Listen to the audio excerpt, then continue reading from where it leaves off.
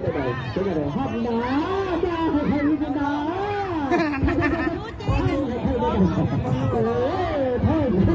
ผู้ใหญ่2-1ได้ต่อจากทุกเจ้าออกมาแล้วก็มาเล่นเตะนัดสุดท้ายยังไงก็แค่เพื่อกันได้กันยังไงวันแพ้กันจับก็จับกระดานอยู่ในแข่งขันกับน้องสาวชนะจับมือในสุดท้ายตามใครจะอย่างนี้ตามใครจะแข่งขันแต่สุดท้ายเอาที่หนึ่งเอาที่สองเสียดีจับกระดานตั้งกระดานยังบอกกระดานยังต้องดูตาไถจะไถกระดานแขนจะเล่นเส้นกอกจากน้องสาวชนะหัวเสียนั่งกับมันเตะนั่งเสมอต่อวันทุกประตูได้แต่คนจะพบเพื่อนคบมาเวลาคบมาดูว่าจะได้อยู่ทางฝั่งแต่จะมีออกมาหนีไม่ได้หนีไม่ได้